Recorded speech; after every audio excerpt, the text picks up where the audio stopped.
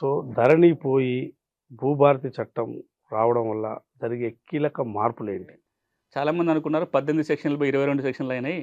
ఒక కలర్‌లో ఉన్న వెబ్‌సైట్ ఇంకో కలర్ మారింది అనుకుంటారు. అది మీకు బయట కనపడే మార్పు.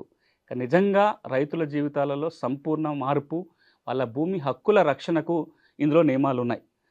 ఒక్క మాటలో చెప్పాలంటే మీకు తెలంగాణలో భూమి ఉండి పాస్ పుస్తకం రాకపోతే ఈ చట్టం పాస్ పుస్తకం ఇప్పిస్తది. మీకు తెలంగాణలో భూమి ఉండి పాస్ పుస్తకం ఉంది కానీ తప్పులున్నాయంటే ఈ చట్టం మీ పుస్తకంలో ఉన్న తప్పుల్ని సవరించడానికి అవకాశం కల్పిస్తది. మీ తప్పుల సవరణకు మీ పుస్తకం తెచ్చుకోవడానికి కోర్టుల చుట్టూ తిరగకుండా రెవెన్యూ యంత్రాంగమే ఆ పని చేసే అవకాశం ఈ చట్టం కల్పిస్తది.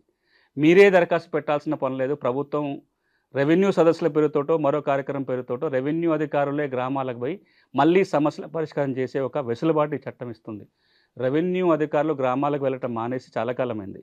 గడిచిన 10 ఏళ్లుగా చూస్తే ఒకే ఒక్కసారి రెవెన్యూ యంత్రాంగం గ్రామానికి వెళ్ళింది. 2017లో భూరికాల ప్రక్షాళన చేసినప్పుడు తప్ప 2014 నుంచి 2025 11 ఏళ్ల కాలంలో రెవెన్యూ సిబ్బంది గ్రామాలకు పోయింది ఎక్కడ? అంతకంటే ముందు సంవత్సరానికి ఒకసారి ఏదో ఒక కార్యక్రమంతో రెవెన్యూ సిబ్బంది గ్రామాలకు పోయేది. ఈ చట్టం ద్వారా రెవెన్యూ అధికారులు గ్రామాలకు పోతారు, పరిష్కారం చేస్తారు. అన్నిటికంటే కీలకం ఒకప్పుడు అంటే ఈ చట్టాలు గోల కాగితాలు లేనప్పుడు 100 ఏళ్ళు వెనక్కో 150 ఏళ్ళు వెనక్కి పోతే మీకు భూమి ఉందా, దున్నుకున్నారా, సంతోషం, మీ భూమి ఎడికి పోదు, మీరే యజమాని. ఆ తర్వాత మీ చేతిలో శిస్తు కాగితం ఉంటే మీకు భూమి ఉన్నట్టు. ఈ రోజున ఎట్లాంటి పరిస్థితి అంటే మీరు ఆర్ఓఆర్లో ఉంటేనే మీకు భూమి ఉన్నట్టు. నిజంగా భూమి ఉండి కూడా ఆర్ఓఆర్లో లేకపోతే మీకు ఏ బెనిఫిట్లు రావు. భూభారతి చట్టం ఏమంటుందంటే తెలంగాణలో భూమి ఉన్న వాళ్ళ ప్రతి వ్యక్తి పేరు రికార్డులో వస్తుంది. రికార్డులో ఉన్న వాళ్ళందరికీ పాస్బుక్ వస్తుంది. మీ భూములకి భద్రత కల్పించే ఏర్పాటు భూభారతి ద్వారా జరిగింది. కానీ ఇక్కడ ఒకటి అర్థం చేసుకోవాలి మనం. వీటన్నిటికీ చట్టం వచ్చింది.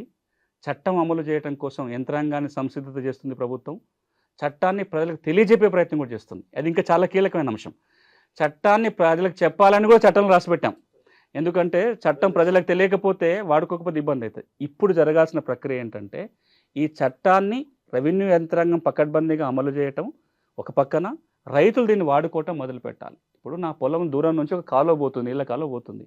ఆ కాలువలో నీళ్ళు నా పొలానికి రావాలంటే నేను ఒక పైప్ అన్న వేసుకోవాలి, నా పొలం కాలువ దవ్వుకోవాలి. ఆ నీళ్ళు ఆటోమేటిక్గా నా పొలానికి రావు. భూభారతి చట్టం కూడా చట్టం వచ్చింది, ప్రభుత్వం కృషి చేస్తుంది, మంచి నియమాలు దీంట్లో ఉన్నాయి. దీన్ని వినియోగించుకొని నేను లబ్ధి పొందాలంటే నేను కూడా కొంత తెలుసుకోవాలి, నేను కూడా అడగటం మొదలుపెట్టాలి. మామూలుగా పోయి తహసీల్దార్ని అడగటం వేరు.